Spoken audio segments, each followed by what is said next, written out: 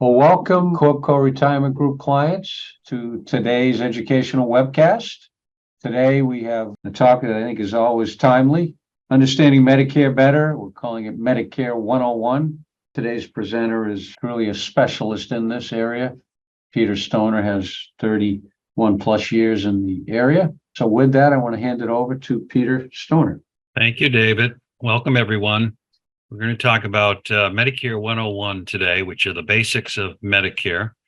I want to stress right from the beginning that this is for educational purposes only. That means I'm not going to talk about any plan-specific information. Medicare would then consider that to be a sales presentation, which is highly regulated. So this kind of a presentation gives me a little more latitude to talk about things that maybe I wouldn't ordinarily get into. In any event, what we're going to learn today. So what is Medicare and how does it work? How can you enroll? That's important.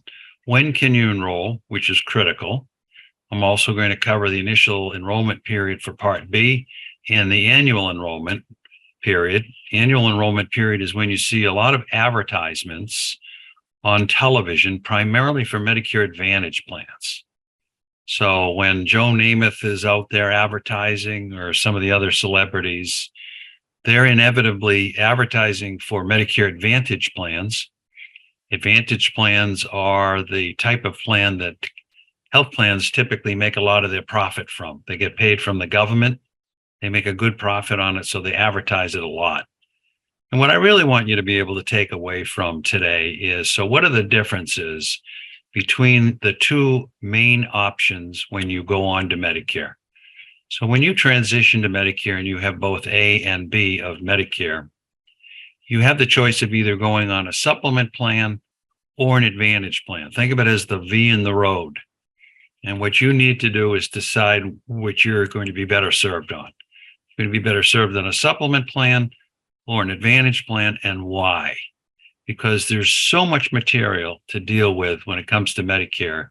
The more that you can eliminate from the process, the better, because that helps simplify the matter. So this next slide sort of conveys what a lot of people think of when it comes to Medicare, in that it's really a maze. And the reason it's that way is you have to remember how it came about. You know, it's a political entity. It was introduced during Lyndon Johnson's Great Society in the mid-60s. And you had politicians and attorneys in committees. They all had different goals and aspirations. And as a result of that, you know, it's really like sausage. You've got a lot of things that go into it. And so I always say, you know, it's a maze, and we're pleased to guide you through the maze. So this is just a little bit about me. You can read that at your leisure. But, you know, Medicare, what is Medicare and how does it work? I think most people understand that Medicare is a federal government insurance program, primarily for those people who are turning 65 or older. Yes, it does cover some people under 65, assuming that they have certain special needs. But the main focus is for people who are turning 65 or older.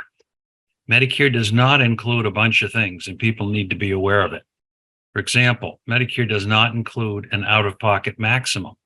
So your costs are not capped. The sky's the limit, if you will. Does not provide coverage outside of the United States, and it does not provide for prescription coverage, referred to as Medicare Part D. Now, when I say that Medicare doesn't provide those things, either a supplement plan or an advantage plan will cover those things. So an advantage plan has a maximum out of pocket built right into the plan design. A supplement plan will, in most instances, charge you a small Part B deductible, but it doesn't charge you anything more than that. So it's got a very low out of pocket maximum. Both of these types of plans will cover you outside of the United States for emergencies or urgent coverage. And prescription coverage is provided by Medicare Part D. So you get that through a private carrier, private health plan. But in a Medicare Advantage plan, it's built right into the plan itself. On a Medicare supplement plan, it's taken separately. They call it a standalone plan. using Medicare as your primary insurance allows you to use any primary doctor or specialist who accepts Medicare without a referral and access to the hospitals of your choice. So just to give you a sense of scale, in Massachusetts, 96% of the doctors accept Medicare, and the 4% who don't are primarily comprised of some sort of mental health therapist, be it a psychiatrist or a psychologist. They don't like their reimbursement from Medicare, so a lot of them don't take it. There's two parts of Medicare. There's Part A and Part B. Part A of Medicare covers hospital insurance. So it'll cover you in the hospital or a skilled nursing facility. It covers some home health care, and it covers hospice care. What it does not cover is custodial care or long-term care in a nursing home. So if you're going to a nursing home, sometimes people think I don't have to worry about that because I know Medicare will cover me. Medicare only covers you in a nursing home if you're going there for rehab and you're improving, and it's only for a limited time. It's the sky's not the limit, albeit the limit is quite high, but still there is a cap on it. For most people, they pay nothing for Medicare Part A. It's got a zero premium, and you qualify that if you've worked or if you have a spouse who has worked or even a former spouse who worked for 10 years. So in Medicare speak, they call that 40 calendar quarters. That's 10 years. So if you fulfilled that requirement or have a spouse or a former spouse who has, you're entitled to Part A of Medicare for no charge. Now, when you just have A and B of Medicare, if you went to the hospital, there would be a deductible of $1,600 per benefit period. So there's a new benefit period that recurs every 60 days. So this isn't an annual deductible. It's not a one-time during the year thing and you're done kind of deductible. It recurs every 60 days. So you can see that theoretically you could incur that deductible multiple times a year. Now, either a supplement plan is going to take care of that deductible for you, or an advantage plan is going to minimize that deductible to a copayment. This is talking about just Medicare. The second part of Medicare is called Part B.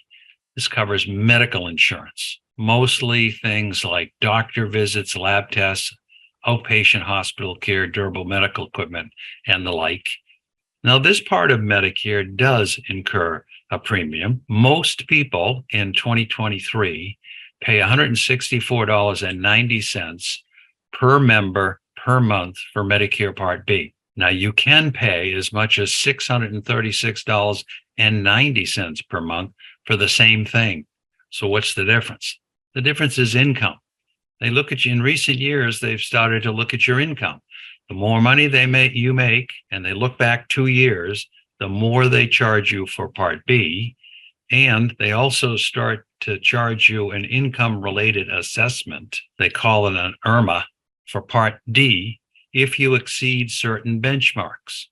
I'm going to get on to the benchmarks in the next page, but 70% of the people in the country pay that $164.90. They have income of less than $97,000 per year for a single person, or twice that, $194,000 a year for a married couple. And again, we're going to talk about this some more in the next slide. Medicare Part B can be deferred with no penalty. I underline that specifically because a lot of people have read or have been told, if I turn 65, I have to take Part B. And if I don't take Part B, I'm going to be penalized. Well, the truth of the matter is, if you work for an employer, as you all do, that has more than 20 employees, you don't have to take Part B when you turn 65, providing you're getting your health coverage either through the company or through a spouse's company. So as long as you fulfill that obligation, you don't have to take Part B and you won't get penalized. Typically, what people do in a situation like that is they take Part B when they retire. So their employer group plan is going to end one day at the end of a given month. Your Part B plan and Part B itself should start the very next day. So you shouldn't have any gaps in your coverage. Now, Part B does have an annual deductible of $226 this year. It can change every January. The largest charge under Medicare Part B is coinsurance. Medicare pays 80% of your doctor visit, but you're on the hook for 20%. Now, that's if you just have Medicare. Again, supplement plan, most supplement plans will pick that 20% up for you, and most Medicare Advantage plans will take care of it by merely a copay. So now this next slide is going to deal with the income benchmarks that I mentioned. This is the income benchmarks. Again, I mentioned 97,000, 194,000. If you make that or less, you pay the higher amount there. And when I'm talking higher, I mean in the page, $164.90. The government doesn't charge you anything additional for Part D. That's the prescription piece. However, let's say you're single and you made $98,000. Now, all of a sudden, that kicks you up into the next tier. Well, they'll charge you $230.80 a month for the Part B. And now they start even charging you more for Part D. I may have said D before. The first one, $230.80, is for Part B as in boy. The second one is for Part D as in David. So, and the reason they start charging you more for Part D is the government subsidizes the prescription coverage. And the thinking is that they can claw back that subsidy the more money you make, because you don't need the subsidy. And as you see, if you go down the page, you get to the highest bracket, and that's that $636.90 a month per person. So that's when it really starts to get expensive. But what happens a lot is the government looks back 2 years. So if you were to retire in 2023, they're going to look at your income tax return from 2021. And let's say you had a particularly good year, but now you're going to retire in January or July, let's say. So you're only going to work half a year in 2023. Usually that means you're going to make half the income. Maybe not. Maybe you have some severance, maybe you have some vacation time and so forth. But usually you make less at the year that you retire. So the government has a form. It's up there in red, Form SSA, that stands for Social Security Administration, form number 44. So the way I remember that is that was Hank Aaron's number, Form 44. And on that form, you can contest the amount of money that the government will want to charge you for Part B based on the fact that your life situation has changed. You've now retired and you're going to be making less money. So these are some of the enrollment periods, some of the main enrollment periods that are available. The first one is when you're turning 65. Government calls that your initial enrollment period. They give you 3 months before the month in which you turn 65 to join Medicare A and or B. And they allow you to become effective the first of the month in which you turn 65. So let's say you turn 65 in March 7th. They'll allow you 3 months before that, December, January, and February, to enroll in A and or A and B of Medicare, but it will become effective the first of the month that you turn 65. So in this example, it'd be March 1st. And then they give you another 3 months to also join, but it always in that case is the first of the following month. So if you were to apply in April, they would make it applicable the 1st of May.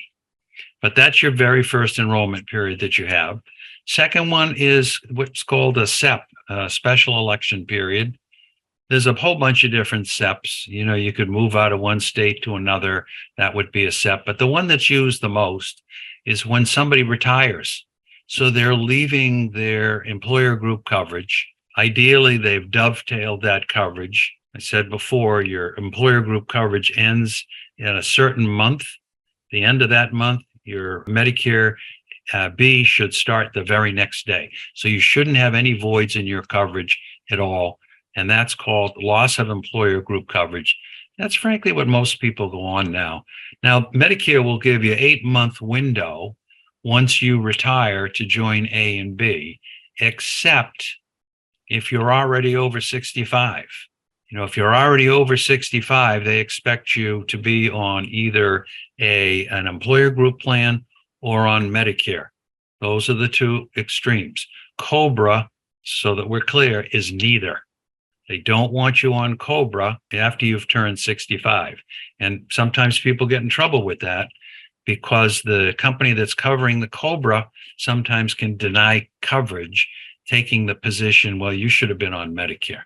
So I've got a little more later about COBRA, but be very careful about COBRA.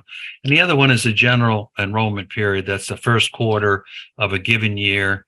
If you're forced into that, then you're also going to be penalized, virtually guaranteed, because you missed both of the enrollment periods that you could have gone on. So then you're forced into this last one.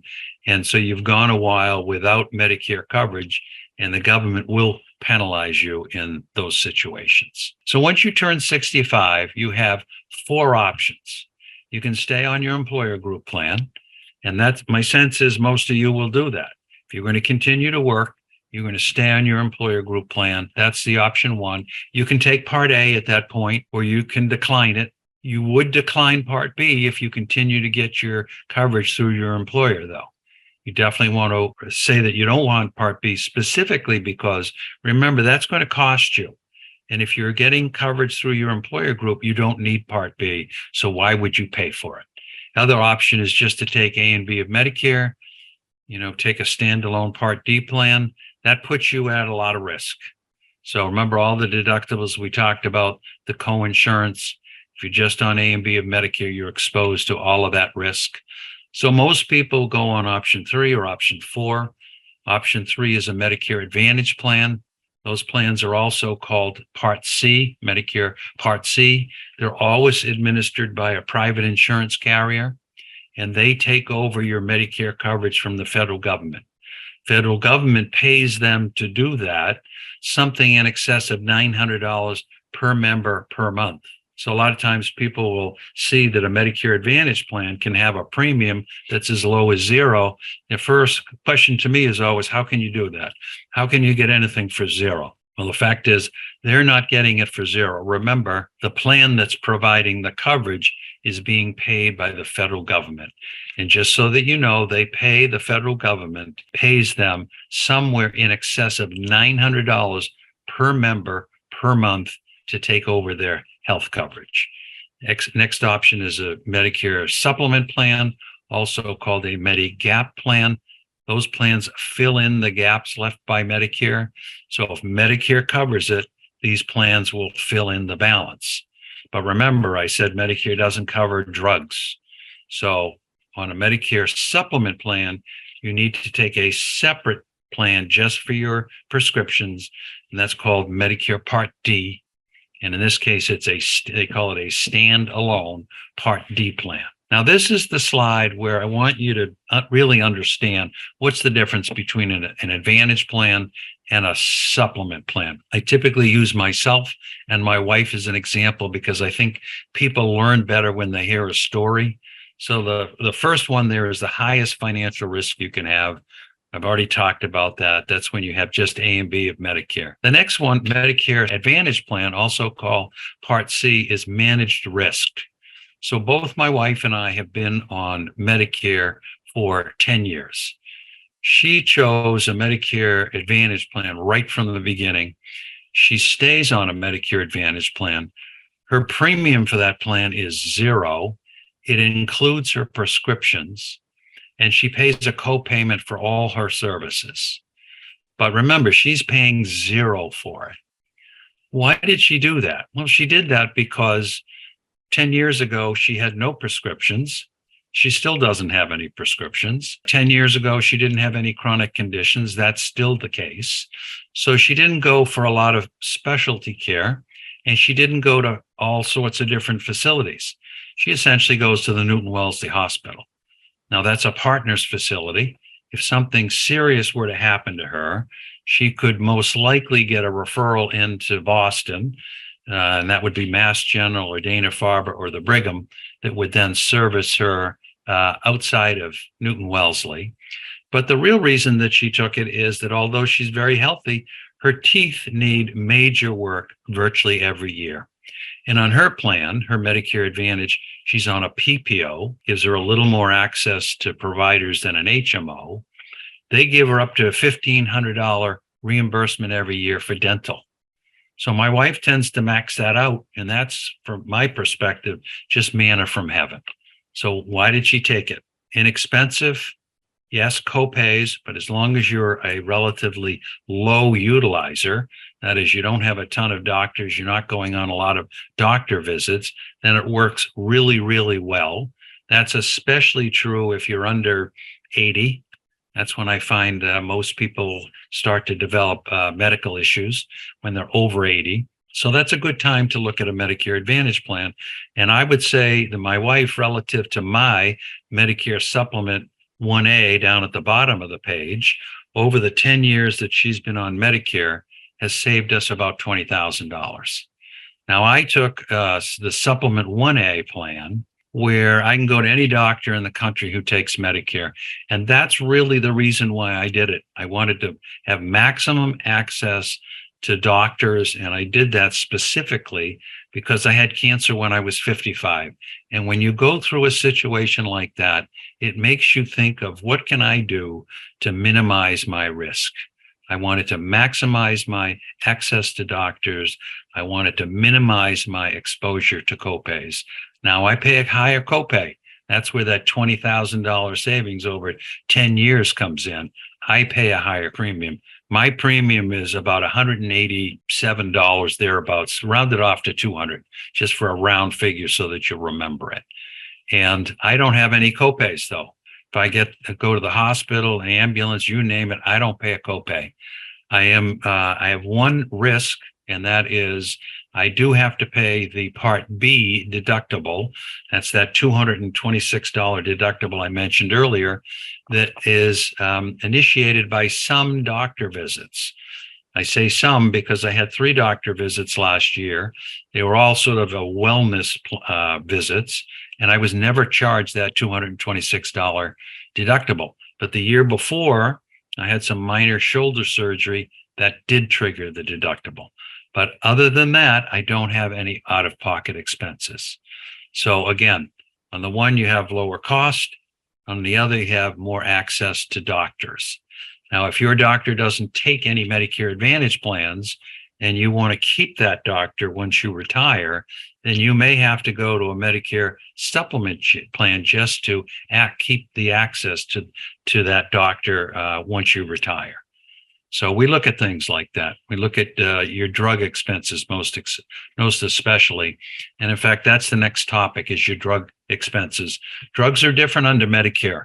You're accustomed to having the same copay for a drug in December as you had in January. So it's consistent throughout the year. That's not necessarily true under Medicare. You have 4 stages. The first stage is a deductible. It can be up to as high as $505. Your drugs may or may not trigger that deductible. I take 2 inexpensive generics. My drugs do not trigger that deductible, although my drug plan does have that deductible in it. I don't pay it.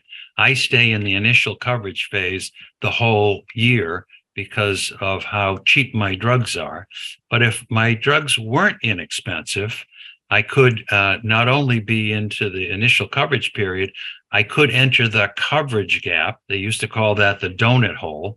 And that happens once the retail cost of your prescriptions, that's not what's out of your pocket, that's the retail cost, equal or exceed $4,660. Now, you're not going to get there because of your copays, but you very well may get there if you're taking an expensive drug. Eliquis, for example, can tell you right now, if you take Eliquis, that's going to get you into the coverage gap. But that's what we do right off the bat, is we take a look at somebody's prescriptions because we want them to know, you either are or are not going to trigger that deductible with your current prescriptions. You either are or are not going to enter the coverage gap. So we define that cost right up front. And that's an important thing to do because it's not like what you're accustomed to. So this just encapsulates some of the four phases. And what I was trying to demonstrate with this slide is the deductible, the coverage gap, and the catastrophic care phases you may enter, but the initial coverage period you definitely will enter. So I mentioned before, that's what I do with my two generics, but I've yet to pay the deductible. I've yet to enter the coverage gap, and I certainly haven't come anywhere near the catastrophic care phase. It's 25 different plans in Massachusetts. That's pretty consistent throughout the country. 25 or more plans per each state. In Massachusetts, the lowest plan costs about $8 a month premium, but the highest in premium plan is $125. So that's a huge range. And that's why we analyze the prescriptions first, because we want to know of these 25 plans, which one is best going to accommodate your prescriptions. And when I say best, I mean the most cost effectively. So when you get started, you have to determine your timetable. Are you going to go on to Medicare when you're 65, or are you going to retire sometime after 65? In which case you're usually required to show that you've had coverage through your employer. You've got to submit a form that shows that. This is what I put in red. I mentioned it earlier. Do not stay on COBRA for more than 8 months because it is not considered employer group coverage. And I'll take that one step further. If you're already over 65, don't stay on COBRA without electing Part B. So in other words, if somebody gives you COBRA and your COBRA for whatever reason is free, maybe it's part of a severance package or something, then you want to take the COBRA, but you also want to make sure that you have Part A and Part B, because the A and B will be primary, your COBRA will be secondary. Think about what's most important to you. For me, it was access to providers. For my wife, it was coverage and benefits. So you have to think through those examples. If you've got a condo in Florida, virtually everybody takes a supplement plan. Why? Medicare is primary. It's primary in the Northeast or wherever you are, and it's also primary in Florida. So it's a good thing to travel with you. And then you need to determine whether you need assistance. You can go to the Council of Aging. You can go to the senior centers. You can call us. You've got a lot of access to care. You can also go on www.medicare.gov. That's the Medicare website. This is when you're going to be going on to Medicare. That's the website, www.ssa.gov/Medicare. You can also call them. By them, I mean Social Security. Counterintuitively, you join Medicare by going through Social Security. Medicare.gov is only up there if you're already on a Medicare plan and you have an issue. Yeah, very helpful presentation as usual. And a lot of questions came in. I think a lot of the questions theme was, they liked obviously a message. I mean, what would you provide, to them, and what would you recommend? And, how do you sort of go about your work? Okay. So the bulk of my clients want access to doctors. So they typically have some means, and they want to maximize their access to doctors. So I would say somewhere around 95% of my clients are on a supplement plan. So what that means is that they all, and I for years was on a supplement plan. I don't want to get off on a tangent, but I was on a supplement plan for 10 years. I did switch to an Advantage plan this past open enrollment. I recommend that people who are on a supplement plan with a separate Part D plan, take a look at that Part D plan every year in the fall.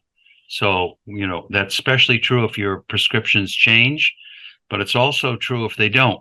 And the reason I say that is the drug companies will play around with their formularies, their list of covered drugs, so that a drug that was favorably covered in one year, that's not a guarantee that will be the case the following year. So we take a look at it every year in the fall between October 15th and December 7th to either say, the plan that you're on remains your best value for next year, or, marginal increases, no big deal. But also sometimes I find significant increases it is a big deal, and you ought to change to this plan for next year. We do that every year for no charge. We consider it a part of our services. There are no fees for our services. We're brokers. We do show you plans other than the ones that we represent.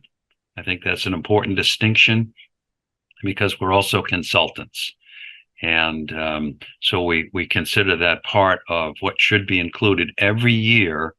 But every year I encourage people to look at, is my prescription plan still appropriate? So a number of clients retired and want to keep busy, wanted to always keep busy, so they stay self-employed in their particular specialty, whatever it is, law, accounting, finance. And they're wondering, are there different options available to the self-employed, for the Medicare supplements, Advantage plans? So somebody who's self-employed could theoretically take an employer group plan where they have unlimited prescription coverage, but very few do. And the reason I say that is that the employer plans all have that unlimited prescription piece. And so the prescription coverage alone costs about $500 per person per month. And then you add a supplement plan on top of that, and you're paying somewhere in the ballpark of $700 per person per month.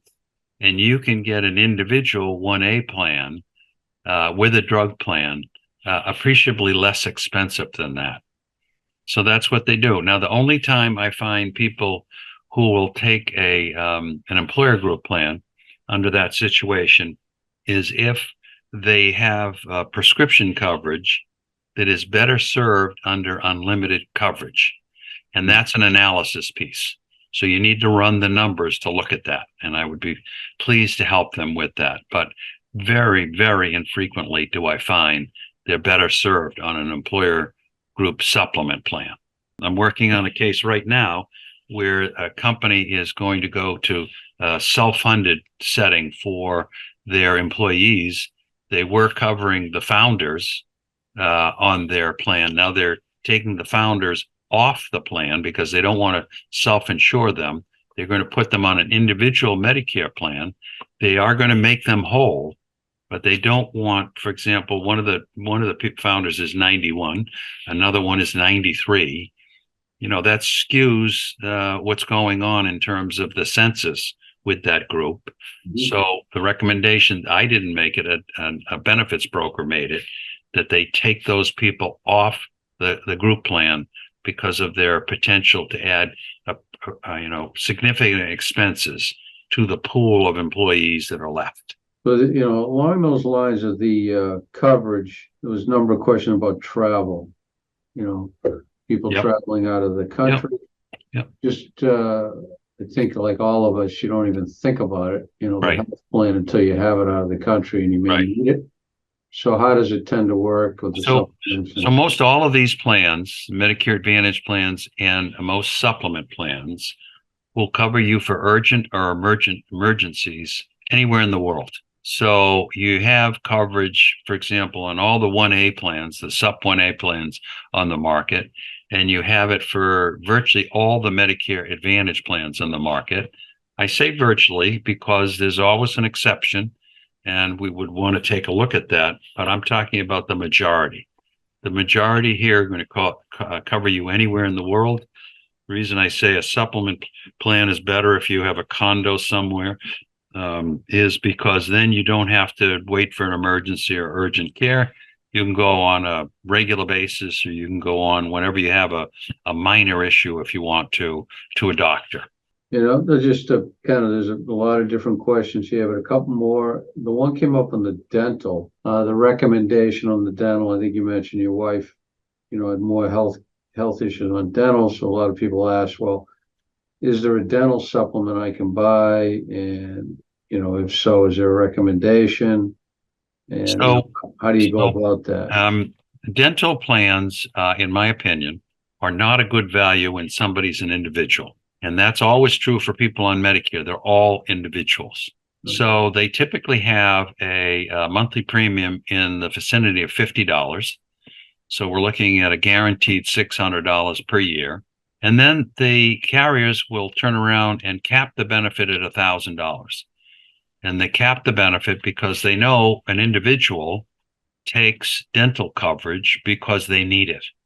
Whereas when you're in an employer group plan and taking dental, a lot of times people will take it because it's relatively inexpensive. The dental carrier can distribute their risk among all the people in the company. So they may or may not need it. They may or may not use it.